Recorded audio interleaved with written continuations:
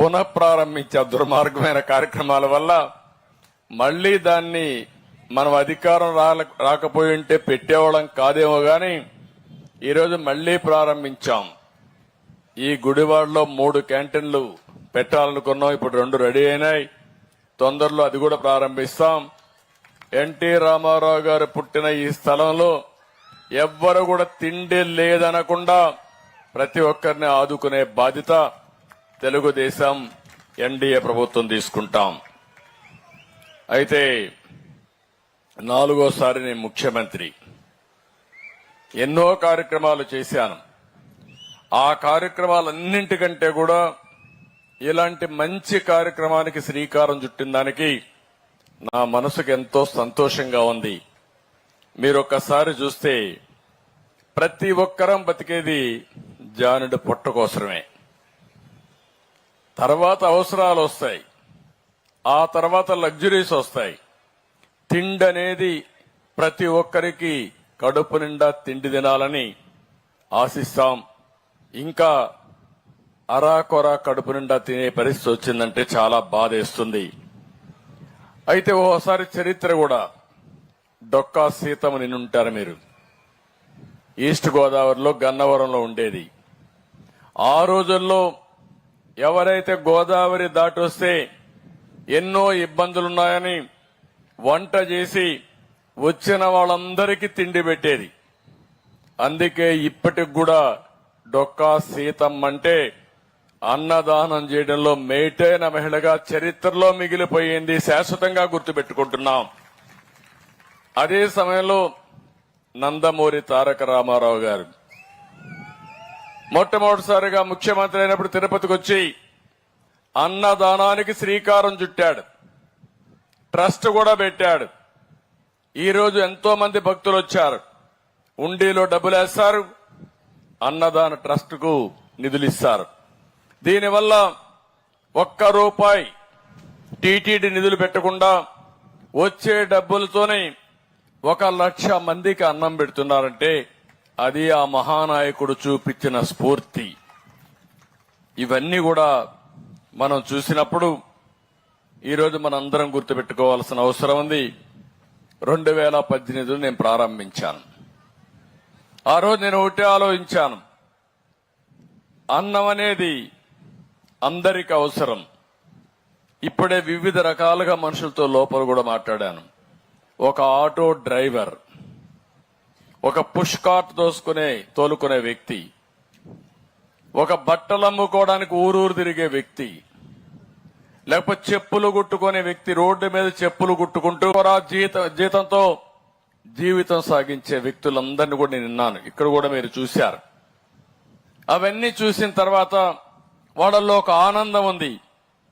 మేము సంపాదించే ₹300 లేదా ₹200 ₹100 మధ్యాహ్నం అన్నానికి సరిపోతే కుటుంబాన్ని ఏ విధంగా పోషిస్తానని బాధపడే పరిస్థితి వచ్చింది. అందుకే ఈ రోజు మీరు చూస్తే పూటకు ₹5, ఉదయం ₹5, మధ్యాహ్నం ₹5, సాయంత్రం ₹5 అంటే ₹15తో 3 పూట్ల కడుపు నిండా తిండి పెట్టే పరిస్థితి వచ్చిందంటే అది ఈ ప్రభుత్వం యొక్క దూరదృష్టి అని చెప్పి కూడా నేను మీకు తెలియజేస్తున్నా. ఈ రోజు మనందరం గుర్తుపెట్టుకోవాల్సింది, ఆ రోజు 203 అన్నా క్యాంటీన్లు పెట్టాం. 1,41,000 మందికి రోజుకు తిండి పెట్టాం. ₹130 కోట్ల ఖర్చు పెట్టాం. దగ్గర 4,60,00,000 మందికి అప్పటికే భోజనం పెట్టి ముందుకు తీసుకుపోతే ప్రభుత్వం అనేది మంచి కార్యక్రమాల్ని కొనసాగించేది ప్రభుత్వం. కానీ ఆనాటి ప్రభుత్వం యొక్క విధ్వంస కార్యక్రమాల్లో అన్నా క్యాంటీన్ కూడా బలైపోయే పరిస్థితి వచ్చింది. నాకు ఎన్నోసార్లు చెప్పాం, ఎందుకు మీకు ఇంత కోపం అన్నా క్యాంటీన్ పైన?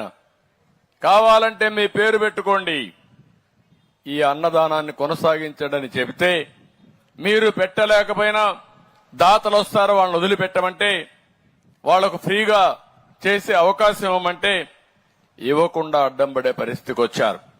కడాన ఏ పరిస్థితికి పోయారంటే చాలా ప్రదేశాల్లో రాజకీయ నాయకులు స్వచ్ఛంద సంస్థల ముందుకొచ్చి అన్నా క్యాంటీన్ ద్వారా 5 రూపాయలకే భోజనం పెట్టాలనే పరిస్థితి దానికి అడ్డం పడిపోయి చాలా దుర్మార్గంగా ప్రవర్తించారు. పెట్టనీయకుండా చేశారు. చాలా దౌర్జన్యాలు చేశారు.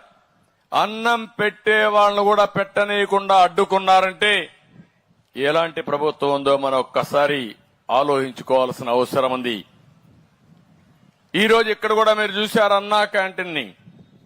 నేను మామూలు స్టాండర్డ్స్ లో పెట్టలేదు దీన్ని. ఒక మంచి బిల్డింగ్, మంచి ప్రదేశంలో బెస్ట్ స్టాండర్డ్స్ తో కట్టాం. అన్నం కూడా నాణ్యమైనది, పౌష్టికాహారం ఉండేది, ఇవన్నీ తీసుకొచ్చాం. అందుకనే ఈరోజు మనం చూస్తే 49 మున్సిపాలిటీలో 100 క్యాంటీన్లు ఈ రోజు ప్రారంభిస్తున్నాం. సెప్టెంబర్ ఎండ్ కంతా 203 అన్నా క్యాంటీన్లు రాష్ట్రమంతా ప్రారంభిస్తాం. గిరిజన ప్రాంతంలో అన్ని మండల హెడ్ క్వార్టర్లో పెడతాం. రోజుకు 350 మందికి అన్నం సరఫరా చేసే కార్యక్రమాన్ని తీసుకుంటున్నాం. అవసరమైతే కొంతమంది ఇక్కడ రద్దీగా ఉంటే దాన్ని పెంచుకోవడానికి కూడా వెసులుబాటు ఉంటుందని చెప్పి కూడా నేను మీకు తెలియజేస్తున్నా.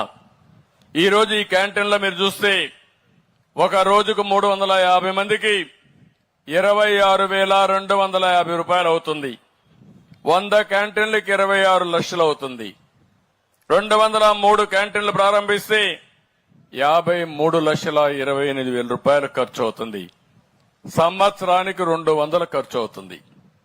నేను అడుగుతున్నా, ఈ 200 ఖర్చు అవుతుందనే ఉద్దేశంతో పేదవాళ్ల పొట్టగొట్టింది గత ప్రభుత్వం. అన్నా క్యాంటీన్ పెత్తందారి అని అడుగుతున్నా మిమ్మల్ని. పేదవాళ్లకు తిండి పెట్టడం మనందరి కనీస బాధ్యత. ఈ రోజు ఇక్కడ నేను చూశాను సంస్థ కూడా మీరు ఒకసారి చూస్తే ఈ క్యాంటీన్ లో మనం వడ్డించే ఆహారం కూడా పూటకు 34 రూపాయలు పడుతుంది. బ్రేక్ఫాస్ట్ మాత్రం 22 రూపాయలు పడుతుంది. మొత్తం 90 రూపాయలు అవుతుంది. 15 రూపాయలు పే చేస్తే 75 రూపాయలు ప్రభుత్వం గాని, డోనర్స్ గాని, దాతలు గాని ఖర్చు పెట్టే పరిస్థితికి వస్తున్నాం. ఇక్కడ ఆర్గనైజేషన్ లో కూడా 1 రూపాయి ప్రాఫిట్ తీసుకోరు. హరే కృష్ణ చారిటబుల్ ఫౌండేషన్ ఈ క్యాంటీన్ రన్ చేయడానికి ముందుకొచ్చారు. ఈరోజు దేశంలో రోజుకు 23 లక్షల మందికి అన్నదానం చేసే ఏకైక సంస్థ ప్రపంచంలో హరే కృష్ణ చారిటబుల్ ఫౌండేషన్ అక్షయ పాత్ర.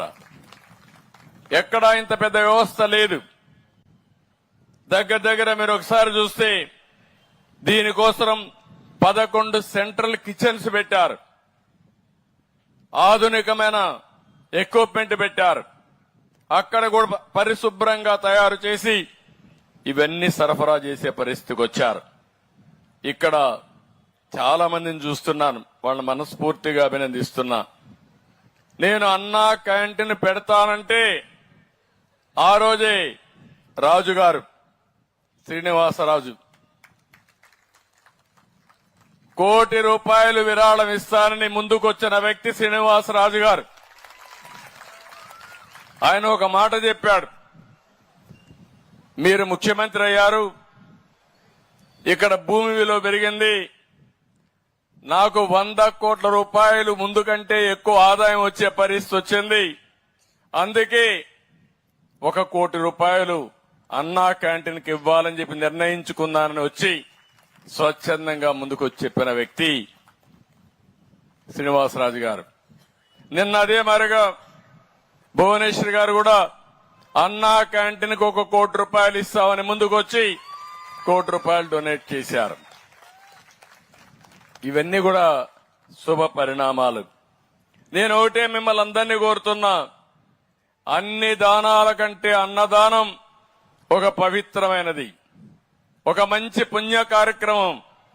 నేను ఒకటే ఆలోచించేది, ప్రభుత్వం పెట్టగలుగుతాం, వేల లక్షల కోట్ల రూపాయలు ఖర్చు పెడుతున్నాం, అన్నా క్యాంటీన్ పెట్టగలుగుతాం. గాని నా ఆలోచన ఈరోజు మీ దగ్గర నుంచే స్వచ్ఛందంగా సేవాభావంతో పనిచేసే దాతల ముందుకు రావాల్సిన అవసరం ఉంది. ఈరోజు డబ్బులు సంపాదించడం ముఖ్యం, సంపాదించే డబ్బుల్ని సద్వినియోగించడం కూడా అంతే ముఖ్యం. అందుకే ఈ రాష్ట్రంలో ఉండే అందరికీ పిలిపిస్తున్నా, స్వచ్ఛందంగా ముందుకొచ్చి మీరిచ్చే విరాళాల ద్వారా అన్నా క్యాంటీన్ రన్ చేసి ఇది శాశ్వతంగా నిరంతరం కొనసాగించే కార్యక్రమం కింద ఒక అటానమస్ గా తయారు చేయాలని నా సంకల్పం. ఇది ఎప్పటికీ జరగాలి, దానికి మనం శ్రీకారం చుడదాం. మీ ఇంట్లో మీకెవరికైనా పెళ్లి జరిగినా కొంచెం ఖర్చు తగ్గించుకోండి. అన్నా క్యాంటీన్కి